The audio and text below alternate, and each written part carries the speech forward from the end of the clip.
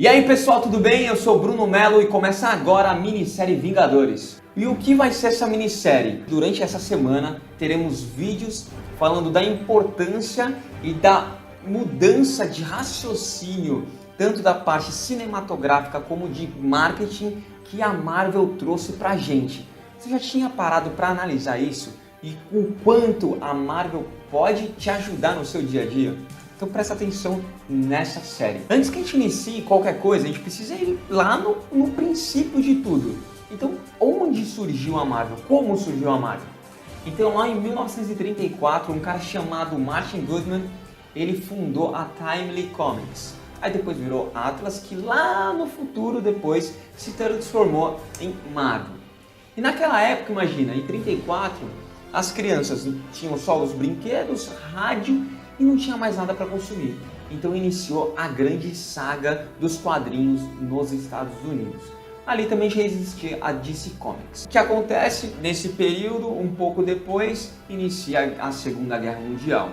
Com essa problemática, a gente começa a entrada de novos personagens e a gente começa também a ver uma queda das vendas das HQs. No término da Segunda Guerra Mundial, começaram a vir televisões, os Estados Unidos começou a ser próspero de novo, as pessoas começaram a consumir mais, então as televisões estavam em todas as casas. O que acontece? Os quadrinhos começaram a deixar de vender. Porém, no final dos anos 50, começo dos anos 60, começam a universitários a quererem comprar, consumir mais revistinhas. E aparece um cara chave dentro da Marvel Comics, que ele é o Stan Lee. E aí ele começa a desenvolver personagens que são muito mais próximos da nossa realidade. Imagina só, e nos anos 60, um estudante que, cara, tem uma vida ferrada, que precisa trabalhar, não tem pai, o tio faleceu, cara, ele é gente como a gente, e ele é picado por uma aranha e se transforma em um super-herói. Imagina isso na cabeça de um jovem. Então aí foi onde começou a Marvel a estourar. Estourando principalmente com Homem-Aranha e depois com X-Men, que trouxe essa questão de diversidade dentro do mundo dos super-heróis. Que até anteriormente tinha muito Batman, Super-Homem, não era algo tão próximo da realidade de nós humanos. Então as pessoas começaram a entender, opa, cara, eu posso ser um super-herói, com essa ideologia que a Marvel colocou. Mas aí chega os anos 80, e o que a DC Comics começa a fazer? Muitos filmes de Super-Homem, Batman, e começa a ter muita bilheteria. Só que, para você fazer um filme de um super-herói, é muito caro. Efeitos especiais, naquela época era algo muito complexo, e a DC começa a alavancar absurdamente. As revistas começam a vender mais, as bilheterias são astronômicas e eles começam a ter mais rentabilidade, eles começam a ter mais dinheiro e a Marvel quer entrar nessa onda.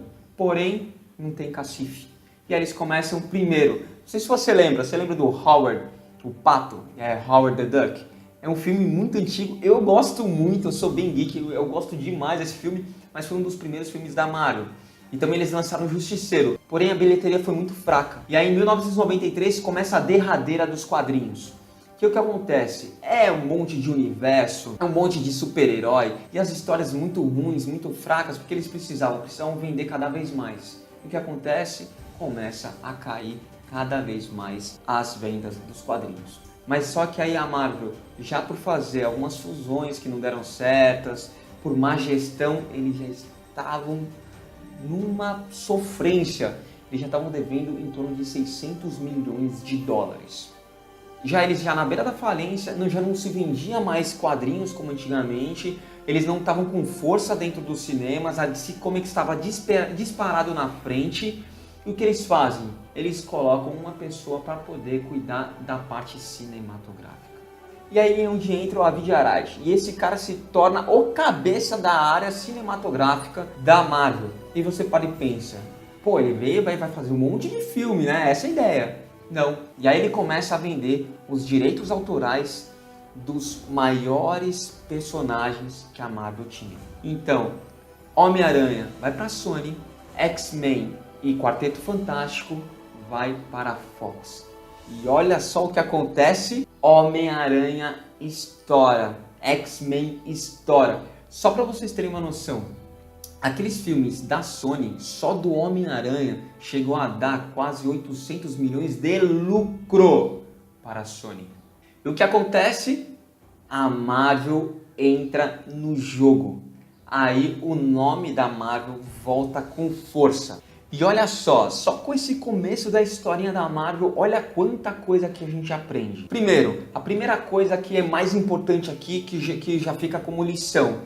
Vão aparecer diversos, mas não são poucos, são muitos problemas durante o seu negócio, durante sua vida, enfim. Isso faz parte de qualquer negócio e até mesmo do seu conteúdo. Então, já pegando relação com a Marvel, você precisa ser igual o Metamorfo. Se você não conhece o Metamorfo, procura aí depois no Google. Você precisa ser igual ele. Então, o que você precisa fazer é agir, agir e agir. Haja sempre. Sempre vai ter diversidade. Você precisa conseguir caminhar nas diversidades. E aí, com certeza, você vai conseguir chegar lá. E você viu que nessa história, eu te mostrei que o público da Marvel mudou a toda hora. E o que ela fez? Ela acompanhou esse público. Então, algo muito importante que a gente tem batido muito nessa tecla. Acompanhe o seu público, veja o que o seu público quer, tenha entendimento dele, faça o seu planejamento, veja suas estatísticas, vê quem é seu público, vê a sua persona. Isso é de extrema importância.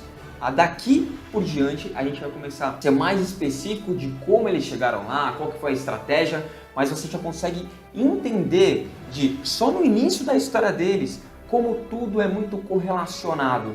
Como a Marvel, ela mudou o mindset dela e como isso a gente consegue agregar valor com o entendimento deles para o marketing de conteúdo. E aí você vai conseguir engajar mais o seu público e você vai conseguir ter mais retorno. Mas tenha paciência. É isso aí, vou ficando por aqui e até amanhã. Beijo, tchau!